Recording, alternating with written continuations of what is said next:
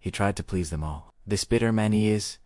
Those are the opening words of the Unforgiven, a song, not just about regret, but about a soul shaped and broken by the world around it. A masterpiece of metal that echoes with a pain we all recognize. But what if the story isn't just a heavy metal anthem? What if it is the same machine of conditioning that Aldous Huxley warned us about nearly a century ago, in his prophetic novel, Brave New World? Today, we're connecting the thunderous riffs of Metallica with the chilling silence of Huxley's dystopia. We're going to explore how a rock song and a classic novel tell the exact same story about control, conformity, and the slow death of the self. And in doing so, we'll ask a question that haunts us all. Who are you when the world spends your entire life telling you who to be? Music swells slightly, then becomes more atmospheric. Let's start with Huxley. In Brave New World, humanity is no longer born, it's manufactured. Every human is created for a specific purpose, decanted from a bottle into a predetermined cast. From the moment of their birth, they are engineered, conditioned, and categorized. Alpha's for intellectual work, Epsilon's for manual labor. There is no room for individuality, no space for ambition beyond your designated role. Happiness is mandatory. Discomfort is a malfunction. In this world, conformity isn't just encouraged, it's chemically and psychologically enforced. Sound familiar? Now, let's turn to the Unforgiven. The same story unfolds, but not on a societal scale. It's boiled down into the life of one man. A young boy is born, and the world immediately begins to shape him. He learns to obey his elders, to do as he's told. He learns to please, to smile, to nod, to hide his true feelings behind a mask of compliance. He is taught the rules of a game he never agreed to play. As the years pass, this conditioning solidifies. He becomes the unforgiven, not by others, but by himself, for abandoning the person he was meant to be. He tries to please them all. This bitter man he is. The world around him, just like the world state in Huxley's novel, demands conformity. It's a quieter, more subtle form of control. He learns that obedience brings survival, that fitting in brings a certain kind of peace, but it comes at a terrible cost.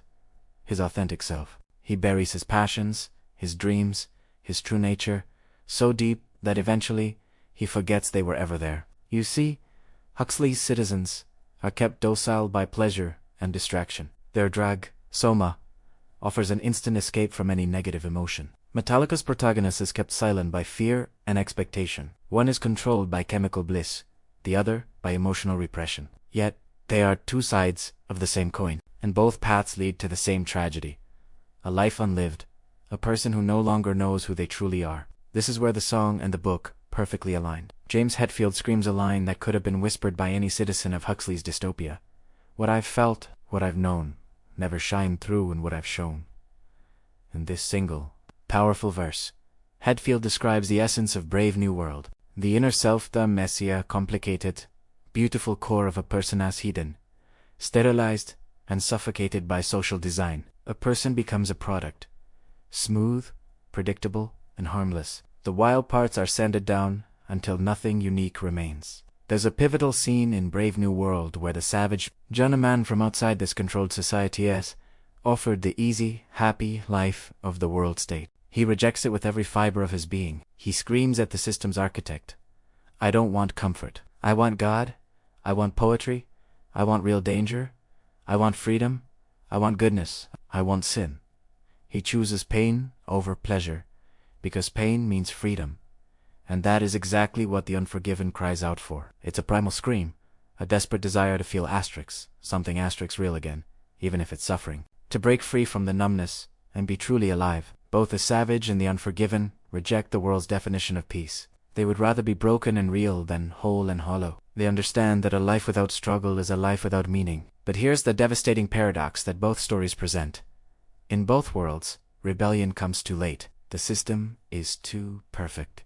The savage, unable to cope with the soulless utopia or escape its influence, ultimately hangs himself. The Unforgiven, trapped by decades of self-betrayal, grows old in bitter silence, forever a stranger to himself. They are the tragic products of a perfect system, one that doesn't need violence or chains to control you. It just needs comfort, approval, routine, the promise of an easy life, and maybe a little bit of guilt. The system wins, not by force, but by habit. It conditions you to police yourself. And then you wake up one day, an old man looking in the mirror, and realize you've spent your life forgiving everyone but yourself for the crime of your own conformity. So, what does it mean to be unforgiven in our time?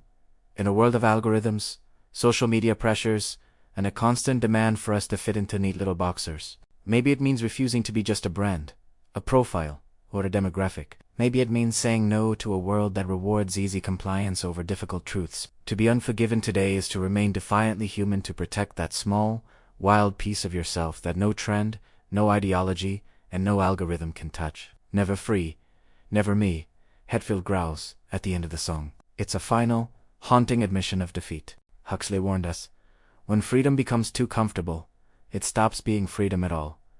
It just becomes a fancier cage. So the next time you listen to The Unforgiven, listen closely. If you still feel something, that ache in your chest, that quiet defiance, that recognition of a part of yourself you've kept hidden, it means you're still awake. It means the system hasn't won yet. And in a world that sells numbness as peace, maybe just feeling that ache is the most powerful act of rebellion there is. Thank you so much for joining me on this deep dive. If this video made you think, please hit that like button and subscribe for more content that connects the art we love to the world we live in. I'd love to hear your thoughts in the comments below. Stay curious and stay awake.